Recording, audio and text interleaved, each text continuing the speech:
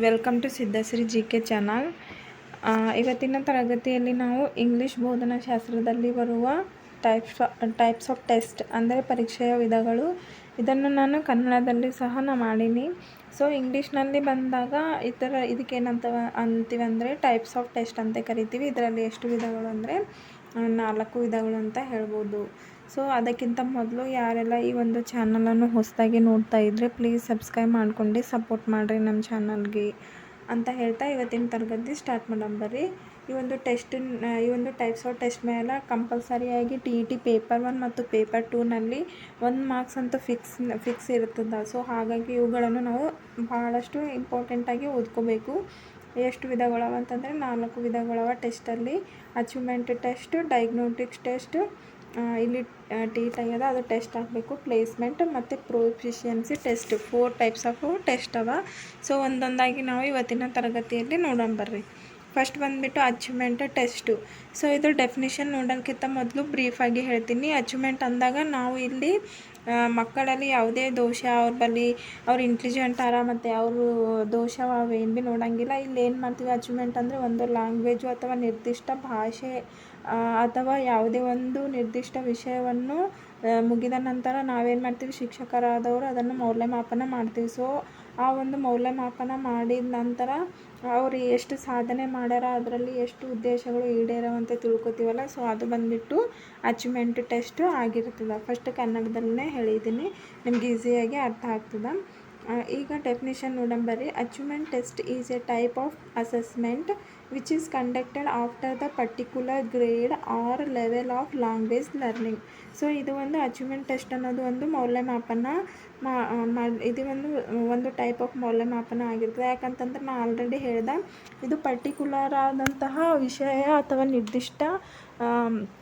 ನಿರ್ದಿಷ್ಟ ವಿಷಯ ಅಥವಾ ನಿರ್ದಿಷ್ಟ ಒಂದು ಭಾಷೆಯ ಬೋಧನೆ ನಂತರ ನಾವು ಮಕ್ಕಳಿಗೆ ಮೌಲ್ಯಮಾಪನ ಮಾಡಲಿಕ್ಕೆ ಈ ಒಂದು ಅಚೀವ್ಮೆಂಟ್ ಟೆಸ್ಟ್ ಯೂಸ್ ಮಾಡ್ತೀವಿ ಅಂತ ಹೇಳ್ಬೋದು.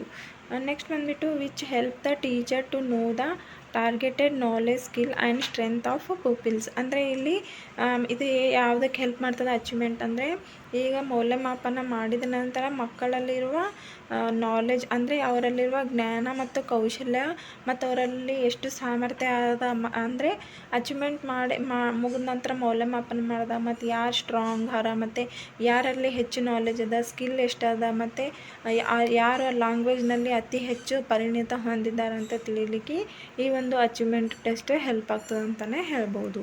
ನೆಕ್ಸ್ಟ್ ಸೆಕೆಂಡ್ ಬಂದುಬಿಟ್ಟು ಡಯಾಗ್ನೋಸ್ಟಿಕ್ಸ್ ಟೆಸ್ಟು. ಸೊ ಇದ್ರ ಮೇಲಂತೂ ಭಾಳಷ್ಟು ಸಾರಿ ಎಕ್ಸಾಮ್ನಲ್ಲಿ ಕೇಳ್ತಾರೆ. ಪ್ರತಿಯೊಂದು TET ಪೇಪರ್ ನಾವು ನೋಡಿದಾಗ ಕನ್ನಡದಲ್ಲಿ ಏನಂತ ಕರೀತಾರೆ ಅಂದರೆ ಇದಕ್ಕೆ ನೈದಾನಿಕ ಪರೀಕ್ಷೆ ಅಂತ ಕೇಳ್ತಾರೆ. ಸೊ ಹಾಗಾಗಿ ಇದನ್ನು ಕನ್ನಡದಲ್ಲೂ ಕೇಳ್ತಾರೆ, ಇಂಗ್ಲೀಷ್ನಲ್ಲೂ ಕೇಳ್ತಾರೆ ಮತ್ತು ಸೈಕಾಲಜಿನಲ್ಲೂ ಕೇಳ್ತಾರೆ. ಎಲ್ಲ ಒಂದು ವಿಷಯಗಳಲ್ಲಿ ಈ ಒಂದು ಡಯಾಗ್ನೋಸ್ಟಿಕ್ ಟೆಸ್ಟ್ ಮೇಲೆ ಪ್ರಶ್ನೆ ಬಂದೇ ಬರ್ತದೆ ಅಂತಲೇ ಹೇಳ್ಬೋದು. ಸೊ ಇದು ಕನ್ನಡದಲ್ಲಿ ಏನಂತೀವಿ ಆಲ್ರೆಡಿ ಹೇಳ್ದೆ, ನೈದಾನಿಕ ಪರೀಕ್ಷೆ ಅಂತ ಹೇಳೀನಿ. ಸೊ ಹಾಗಾಗಿ ನಿಮ್ಗೆ ಇದ್ರ ಬಗ್ಗೆ ಗೊತ್ತೇ ಇರ್ತದೆ ಆಲ್ಮೋಸ್ಟು. ಹಾಗಾಗಿ ಇನ್ನೊಂದು ಸಲ ಹೇಳ್ತೀನಿ ನೋಡ್ರಿ. This assessment is done to know the previous knowledge of the students on the particular topic through the collecting data and asking some objectives. ಇದು ಹಂಗಂದ್ರೆ ನೈದಾನಿಕ ಪರೀಕ್ಷೆ ಅನ್ನೋದು ಕೂಡ ಇದು ಒಂದು ಮಕ್ಕಳಲ್ಲಿರುವ ಪೂರ್ವ ಜ್ಞಾನವನ್ನು ಪರೀಕ್ಷಿಸಲು ಹೆಲ್ಪ್ ಮಾಡ್ತದೆ. ಯಾಕಂದರೆ ಈಗ 5th 6th ಬಂದಾಗ ಅವರು ಪ್ರೀವಿಯಸ್ ನಾಲೆಜ್ ಎಷ್ಟದ ಅಂತ ತಿಳ್ಕೊಬೇಕಿತ್ತಂದರೆ ನಾವು ಅವರಿಗೊಂದು ಪರೀಕ್ಷೆ ಮಾಡ್ತೀವಿ, ಒಂದು ನೈದಾನಿಕ ಪರೀಕ್ಷೆ. ಸೊ ಮತ್ತು ಒಂದು ಪಾಠ ಮುಗಿದ ನಂತರ ಇನ್ನೊಂದು ಪಾಠಕ್ಕೆ ಸಹ ಅಲ್ಲಿ ಲಿಂಕ್ ಇರ್ತದೆ, ಅಲ್ಲಿ ಕೂಡ ನಾವು ಈ ಒಂದು ನೈದಾನಿಕ ಪರೀಕ್ಷೆ ಮಾಡ್ತೀವಿ. ಸೊ ಹಾಗಾಗಿ ಇದು ನಮ್ಮದು ಪ್ರೀವಿಯಸ್ ನಾಲೆಜ್ ಎಷ್ಟದ ಅಂತ ತಿಳ್ಕೊಂಬ ಸಲುವಾಗಿ ಸಹ ಈ ಒಂದು ನೈದಾನಿಕ ಪರೀಕ್ಷೆ ಹೆಲ್ಪ್ ಆಗ್ತದೆ ಅಂತ ಹೇಳ್ಬೋದು. ಮತ್ತು questionnaires to know their subject matter, strength and weakness. So most important points ಅಂದರೆ ಇದೆ. ಅಂದರೆ ಈ ಒಂದು ಡಯಾಗ್ನೋಸ್ಟಿಕ್ ಟೆಸ್ಟ್ಲಿಂದ ಮಕ್ಕಳಲ್ಲಿರುವ ದೋಷ ಮತ್ತು ಅಂದರೆ ಅವರಲ್ಲಿರುವ ಕಲಿಕಾ ದೋಷಗಳನ್ನು ನಾವು ಫೈಂಡ್ ಔಟ್ ಮಾಡಲು ಮತ್ತು ವೀಕ್ನೆಸ್ಗಳನ್ನು ಫೈಂಡ್ ಔಟ್ ಮಾಡಲು ಈ ಡಯಾಗ್ನೋಸ್ಟಿಕ್ ಟೆಸ್ಟ್ ಹೆಲ್ಪ್ ಆಗ್ತದೆ ಅಂತಲೇ ಹೇಳ್ಬೋದು. ನೆಕ್ಸ್ಟು ಆ diagnostic test is a test that helps the teacher and learner identify problem that have with the language. ಅಂದರೆ ಇಲ್ಲಿ ಯಾವುದೇ ಒಂದು ಭಾಷೆಯಲ್ಲಿ ಈ ಒಂದು ನೈದಾನಿಕ ಪರೀಕ್ಷೆಯಿಂದ ಈ ಟೀಚರ್ ಮತ್ತು ಸ್ಟೂಡೆಂಟಿಗೆ ಯಾವುದೇ ಒಂದು ಪ್ರಾಬ್ಲಮ್ ಕ್ರಿಯೇಟ್ ಆಗಲಾರ್ದಂಗೆ ಐಡೆಂಟಿಫೈ ಮಾಡಿ ಈಸಿಯಾಗಿ ಅವರು ಪ್ರಾಬ್ಲಮ್ಗಳನ್ನು ಸಾಲ್ವ್ ಮಾಡಿಕೊಡ್ಲಿಕ್ಕೆ ಈ ಒಂದು ನೈದಾನಿಕ ಪರೀಕ್ಷೆ ಇಬ್ಬರಿಗೂ ಸಹ ಹೆಚ್ಚು ಉಪಯುಕ್ತ ಆಗ್ತಾವೆ ಅಂತ ಹೇಳ್ಬೋದು. At the start of the course, the teacher give the learner a diagnostic test to see what area the language need to be in the syllabus. ಅಂದರೆ ನಾನು ಹೀಗೆ ಹೇಳ್ದೆ, ಈಗ ಯಾವುದೇ ಒಂದು ಪರೀಕ್ಷೆ ಏನಂತಾರೆ ಕ್ಲಾಸ್ಗೆ ನಾವು ಹೋದಾಗ ಹಿಂದಿನ ತರಗತಿಗೆ ಅಥವಾ ಒಂದು ಪಾಠ ಮುಗಿದ ನಂತರ ಇನ್ನೊಂದು ಪಾಠಕ್ಕೆ ನಾವು ಹೋದಾಗ ಪ್ರೀವಿಯಸ್ ಎಷ್ಟು ಅವ್ರ ನಾಲೆಜ್ ಅದ ಅಂತ ಆ ಒಂದು ಏರಿಯಾನಲ್ಲಿ ಅವರು ಎಷ್ಟು ಭಾಷೆಯಲ್ಲಿ ಪರಿಣಿತರು ಹೊಂದಿದ್ದಾರೆ ಅಂತ ತಿಳ್ಕೊಲಿಕ್ಕೆ ಇದು ಹೆಚ್ಚು ಉಪಯುಕ್ತ ಆಗ್ತದೆ. ಥರ್ಡ್ ಬಂದುಬಿಟ್ಟು ಪ್ಲೇಸ್ಮೆಂಟ್ ಟೆಸ್ಟು. ಇಲ್ಲಿ ಪ್ಲೇಸ್ಮೆಂಟ್ ಟೆಸ್ಟ್, ಪ್ಲೇಸ್ ಅಂತಂದಾಗ ಇಲ್ಲಿ ನಾವು ಕನ್ನಡದಾಗ ಏನಂತೀವಿ ಜಾಗ. ಸೊ ಇದು ಹೆಚ್ಚಾಗಿ ಎಲ್ಲಿ ಯೂಸ್ ಮಾಡ್ತಾರೆ ಅಂದರೆ ಪ್ಲೇಸ್ಮೆಂಟು.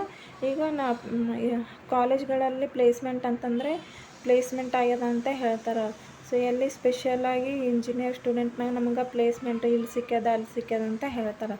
ಸೊ ಈಗ ಲ್ಯಾಂಗ್ವೇಜ್ನಲ್ಲಿ ಬಂದಾಗ commonly given to a student at the time of their enrollment in school to determine specific knowledge or proficiency in the various subject. ಈಗ ಯಾವುದೇ ಒಂದು ಕಡೆ ನಮ್ಗೆ ಪ್ಲೇಸ್ಮೆಂಟ್ ಸಿಕ್ಕಿದಾಗ ಅಲ್ಲಿ ಏನು ಮಾಡ್ತಾರೆ, ನಮ್ಗೆ ಹೋಗೋದು ನಮ್ಮದು ಎನ್ರೋಲ್ಮೆಂಟ್ ಆಗಿರ್ತದೆ ಮತ್ತು ಸ್ಕೂಲ್ ಬಗ್ಗೆ ಆ ಒಂದು ನಾಲೆಜ್ ಕೊಡ್ತಾರೆ. ಈ ರೀತಿಯಾಗಿ ನಮ್ಗೆ ಸಬ್ಜೆಕ್ಟ್ ರಿಲೇಟೆಡ್ ಆಗಿ ಕೆಲವೊಂದು ಮಾಹಿತಿಗಳನ್ನು ನೀಡ್ತಾರಲ್ಲ, ಸೊ ಅದು ಬಂದುಬಿಟ್ಟು ಪ್ಲೇಸ್ಮೆಂಟ್ ಟೆಸ್ಟ್. ಅಂದರೆ ಬಿಫೋರ್ ನಾವು ಈಗ ಒಂದು ಕಂಪ್ನಿಗೆ ಸೇರಬೇಕಿತ್ತಂದರೆ ಅವ್ರು ನಮ್ಗೆ ಏನು ಮಾಡ್ತಾರೆ, ಒಂದು ಇಂಟರ್ವ್ಯೂ ತೊಗೋತಾರೆ. ಸೊ ಆ ರೀತಿಯಾಗಿ ನಮ್ಗೆ ಯಾವುದೇ ಒಂದು ಹೊಸ ಕಲಿಕೆಗೆ ಹೋಗಬೇಕಿತ್ತಂದರೆ ಒಂದು ಸ್ಪೆಷಲ್ ಆದ ಎನ್ರೋಲ್ಮೆಂಟ್ ಮೂಲಕ ನಮ್ಗೆ ನಾಲೆಜು ಮತ್ತು ಸಬ್ಜೆಕ್ಟ್ ರಿಲೇಟೆಡ್ ಕ್ವಶನ್ಸ್ ಕೇಳೋದ್ರ ಮೂಲಕ ಈ ಒಂದು ಪ್ಲೇಸ್ಮೆಂಟ್ ಟೆಸ್ಟ್ ಆಗ್ತದೆ ಅಂತಲೇ ಹೇಳ್ಬೋದು. ಮತ್ತು ಪ್ರೊಎಫಿಷಿಯನ್ಸಿ test. So proficiency test means this is a type of test that helps the teacher to know about the student how proficient or skilled they are particular subject, activity, speaking and writing language etc.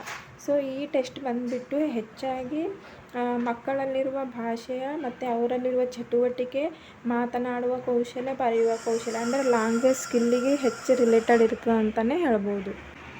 So ಇದು ಬಂದುಬಿಟ್ಟು ಹೆಚ್ಚಾಗಿ ಭಾಷಾ ಕೌಶಲ್ಯಗಳಿಗೆ ಹೆಚ್ಚು ಮಹತ್ವ ನೀಡ್ತದೆ ಅಂತಲೇ ಹೇಳ್ಬೋದು. ಹಾಗಾಗಿ ಈ ಒಂದು 4 ಟೆಸ್ಟ್ ನಿಮಗೆ ಅರ್ಥ ಆಗ್ಯಾವ ಅಂತ ಅಂದ್ಕೋತೀನಿ.